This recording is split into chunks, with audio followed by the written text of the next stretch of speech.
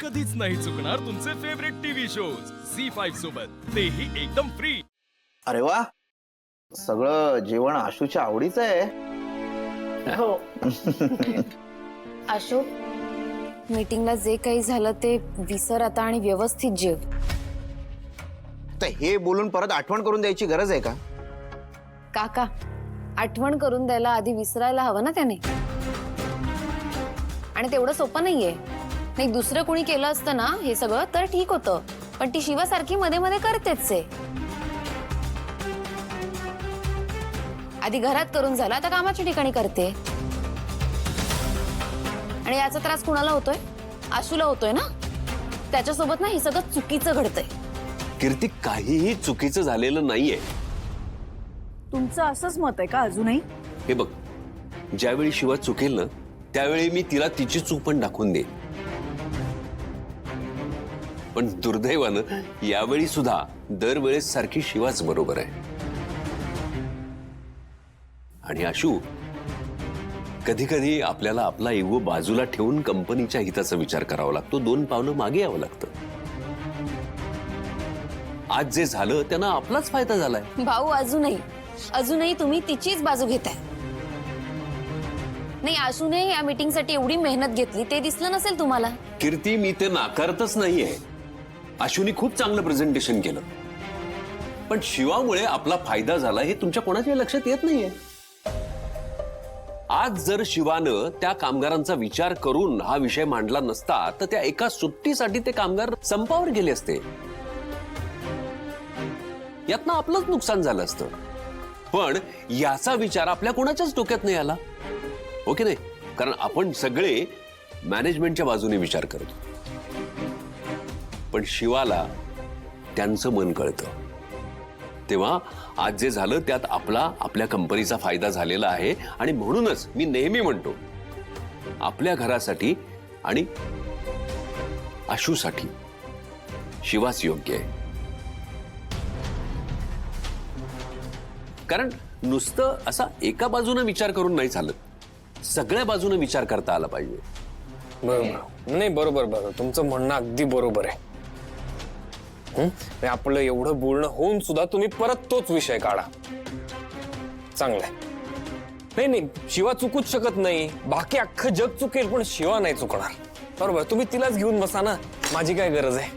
अरे आशू, अरे मी या मुलाला समजावत होतो फक्त। ताटावरून उठून गेला तो। तुम्ही का असं नेहमी करता हो? मी किती वेळा सांगितलंय त्या मुलीचं नाव सुद्धा या घरात घ्यायचं नाही, पण नाही, प्लीज आता यापुढे तिचा विषय इकडे नकोय।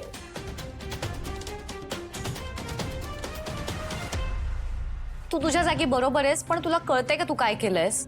नेहा, मला कळतंय मी काय केलंय, पण मला नाही वाटत आशूला ते पटलंय। अगं, तू इतका चिडला होता माहितीये, आणि इगोच्या भरात ना त्याने असं काही निर्णय घेतला तर? नेहा हे बघ, मला कळतंय तुला आम्हा दोघांची खूप काळजी आहे। अगं पण आशूला हे कळायला पाहिजे की तो 2 गोष्टींची भेळ करतोय। हे बघ, आमच्या दोघांचं नातं टिकून राहावं म्हणून मी कोणा समोरच्यावर अन्याय होत असेल तो नाही बघू शकत, माझी तत्व नाही सोडू शकत।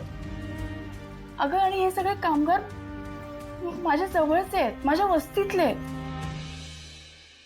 तुला माहितीये का, आमच्या राणे काकू म्हणत होत्या की आमच्या यांना सुट्टीच नसते। अगं, सुट्टी 1 दिवस असते आणि ते फक्त आराम करतात। आणि फक्त ना नवऱ्याच्या सुट्टीचा प्रश्न नाहीये हा, तर त्या नवऱ्याने अख्ख्या फॅमिलीला वेळ देण्याचा आहे। त्या दिवशी कदाचित त्यांच्या घरी वेगळं जेवण बनेल, तो मुलांना वेळ देऊ शकेल, सगळं वेगळं असेल त्या दिवशी। मला मान्य आहे शिवा, पण मला नाही वाटत की आशू आता थांबेल। अगं, तू इतका चिडलाय, तुला माहितीये त्याला असं वाटतंय तू हे सगळं मुद्दाम करतेस, आणि त्याच्या नादात जर त्याने लग्नाला होकार दिला तर काय करायचं? अगं, देऊ दे लग्नाला होकार। काय बोलतेस अगं शिवा?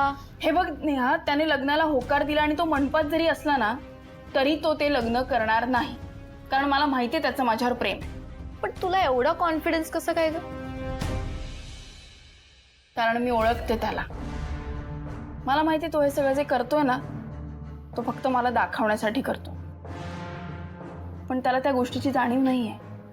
आणि जेव्हा जाणीव होईल ना तेव्हा भर लग्नातनं तू माझ्याकडे पळत येईल.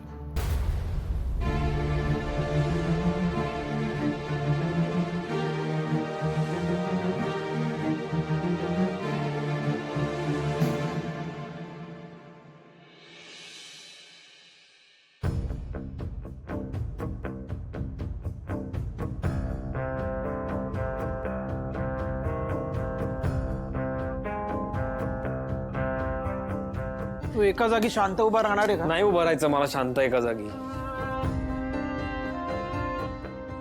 काय तुला काय प्रॉब्लेम आहे? काय प्रॉब्लेम आहे? हे तू जे काही वागतोय ना सध्या, हा प्रॉब्लेम आहे मला. तुम्ही ना, मला एक गोष्ट कळत नाही, तुम्ही मला सतत आरोपीच्या पिंजऱ्यात का उभं करता? नाही मला कळतं तुम्ही माझ्याकडे कसं बघता. तू भाऊ काका, आता काकू पण तेच करते. आणि तुमच्या नादामुळे ती संपदा, तिलाही असं वाटतं की मी चुकीचा आहे. मग तुम्ही शिवाकडे अजिबात बघत नाही. तुम्हाला तिची इंटेन्शन्स कळत नाहीत. एक मिनिट हा. शिवाबद्दल एकही शब्द आता मी ऐकून घेणार नाही. मग काय लिहून देऊ? तू आधी माझा मित्रच लक्षात ठेव. नाही बरोबर आहे आशू, मी आधी तुझाच मित्र आणि मला चांगलं लक्षात आहे. पण हा जो आशू माझ्या समोर उभा आहे ना, याला मी ओळखत नाही. आमचा जो आधीचा आशू होता ना, जो शिवाच्या प्रेमात होता, तो माझा खरा मित्र आहे. कारण त्याला माहित होतं शिवा कायम तिच्या लोकांसाठी, त्यांच्या भल्यासाठी उभी राहते आणि तिच्या या चांगल्या गुणांच्या तो प्रेमात होता. पण हा जो काही माझ्या समोर उभा आहे ना आता, त्याने शिवाच्या या चांगल्या गुणांना स्वतःच्या इगोवर घेतलं आणि हे असं सगळं काहीतरी विचित्र वागतोय. तुला खरंच कळत नाही आशू, या सगळ्यात तुझं नुकसान होतंय ते. अरे आत्तापर्यंत तू शिवाला साथ देत होता ना, आठवतोय का? त्या आजी, काय संबंध होता तुझा त्यांच्याशी? त्यांना तू अग्नी दिलास का? तर शिवावर विश्वास ठेवून रक्तदान केलं, वेळ पडल्यास आपल्याच कंपनीचे पोस्टर लावले. तो कॉर्पोरेटर, त्याच्याशी नडलास का? नडलास कोणासाठी? तर वस्तीतल्या लोकांसाठी. आपले कोण लागतात ते? काय संबंध त्यांच्याशी आपला? पण उभा राहिलास ना त्यांच्यासोबत. कोणावर विश्वास ठेवून? तर शिवावर विश्वास ठेवून. आणि आज त्या शिवाला तू खोटं ठरवतोय. काय झालंय तुला? हे जे दोन आशू आहेत ना, त्यांच्यात खूप फरक आहे भावा. एकदा आमच्या बाजूने विचार कर. आणि भाई मला विचारशील ना तर प्रामाणिकपणे सांगतो, आमचा आधीचा आशूच बरोबर होता. झालं? काय जुना आशू नवीन आशू लावलेस ना तू? असं काही नाहीये. आशू एकच आहे, परिस्थिती बदलली आहे. तू माझ्या जागी एकदा उभं राहून बघ ना. पण ते नाही जमणार. आणि तिची काय शिवा जे काही करते ना, ते लोकांच्या चांगल्यासाठी नाही करत आहे. तिचा स्वतःचा राग आहे म्हणून ती सगळं करते आणि ती करणार मुद्दामून. बरोबर आहे भावा तुझं. कोणीही कोणाची जागा घेऊ शकत नाही.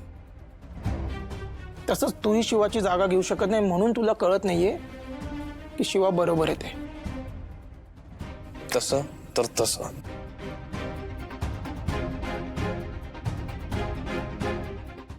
झी5 ॲप डाउनलोड करा आणि पहा सर्व एपिसोड्स एकदम फ्री.